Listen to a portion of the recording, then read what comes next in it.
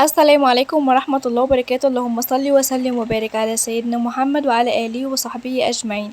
ازيكم يا حبايبي، عاملين ايه؟ يا رب تكونوا بخير وبأفضل حال. وحشتوني كتير كتير من آخر فيديو نزلناه مع بعض. النهاردة جايبالكم خلطة جبارة جدا لتنظيف المراتب. جربوا الخلطة دي بجد تحفة التحفة.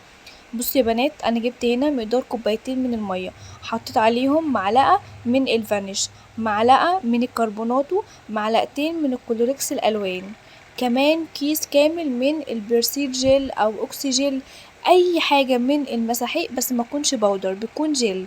بتحطي كيس كده اللي هو ب2 جنيه ب3 جنيه، بتحطيه كامل كله، وبأي سبونج عندك، وبتبدأي ان انتي ترغي كده وتدوبي المواد دي كلها مع بعضيها، وتبدأي تدعكي بيها المرتبة عندك. بجد هتخليها شمعة منورة، شمعة منورة بجد، تخليها فلة فلة. بصوا بقى يا بنات، انا المرتبة عندي متسخة جدا جدا جدا. بصوا انا بقولكوا هنا دي كده عشان ايه؟ كده بتعمل رغاوي. لما تكوني حابة ان هي تعمل رغوة، تعملي كده عشان تعمل فوم ورغوة عالية جدا. بصوا تعمل رغوة ازاي. كل ما تعملي كده اكتر واكتر، كل ما هتزيد معاكي الرغوة. تعالوا مع بعض بقى نشوف بقى المرتبة كانت ايه وبقت ايه.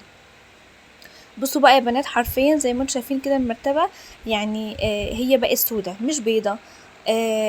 انا بقى هخلي الجنب الاولاني ده، الجزء اللي انا بدعك فيه، هيبقى زي الحرف اللي هو بيبقى متداري بالمخدة ده اللي هو بالطول. طبعا عذرا على اولادي والمنظر، بس هما يعني كانوا شايفين ان دي حاجة بالنسبة لهم اكتشاف، فقاعدين بقى بيتفرجوا هما التلاتة اللهم بارك. المهم زي ما انتم شايفين معايا كده، بالسفنجة بتاعتي او بالسبونجة، ببدأ ان انا احطها في الخلطة اللي احنا عملناها وعلى المرتبة. طبعا لما انت تعملي الخطوة دي، المرتبة مش هينفع تستخدميها اليوم دوت، تبقي عاملة حسابك ان انت هتنامي في اوضة تانية انت وجوزك يعني. تمام. فبتشغلي عليها مروحة بقى، لا اما بتسيبيها كده تنشف كده طبيعي، او تكييف على حسب يعني. المهم زي ما انتم شايفين معايا كده، بدأت بقى ان انا ايه، احط السبونشة في المية وادعك، احط في السبونشة في المية وادعك لحد ما نضفت معايا وبقت فلة. طبعا انا شارك معاكم بس مقطع صغير، لكن انا هكمل بس الجزء الكبير دوت مع نفسي، وهوريكم الفرق في الاخر ما بين الحتة اللي انا غسلتها وما بين كمان الجزء اللي هو لسه متسخ، عشان تلاحظي الفرق ما بين دي وما بين دي. يعني معنى كده ان الاتساخات فعلا بتطلع.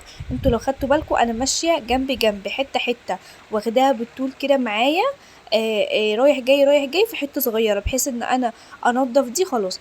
عشان انا المرتبه عندي متسخه جدا، فانا عملت الخلطه دي للمره التانية عشان تكمل معايا، لان كانت الخلطه بصراحه خلصت على الجزء الاولاني على نص المرتبه. فانا كملت، انا عملت نفس الخلطه وكملت بقى ايه نص المرتبه. بصوا بقى شايفين، انا بوريكم هنا، بصوا الفرق ما بين ده وما بين ده. بصوا بقى انا بعد ما هنا عملت جزء كبير منها، حبيت برضه اوريكم بصوا عامله ازاي. بقول لكم هنا النص دوت، بصوا متأخر يعني متوسخ ازاي، اما دوت الجزء دوت زي ما انتم شايفينه هنا نضيف. عذرا على منظر ابني. انا هنا كنت بقول لكم ان ايدي وجعاني، فهستعين بجوزي بقى عشان يكملها لي، بس حبيت ان انا اوريكم قبل ما اقفل معاكم. بصوا الفرق ما بين هنا وما بين هنا. فاللهم بارك، يعني الخلطه دي جباره جدا، جربيها. هتنضف لك، بصي يعني هتخليها لك جديده، هترجعها لك جديده فله. جربي الموضوع دوت، هيفرق معاكي كتير قوي صدقيني. هنا بقى كنت بقول لكم الفرق ما بين النص ده والنص ده، خلي جوزي بقى يعملولي، وسبتها لتاني يوم، وبعد كده ايه نمنا عليها عادي. جربي خلطة هتعجبك جدا.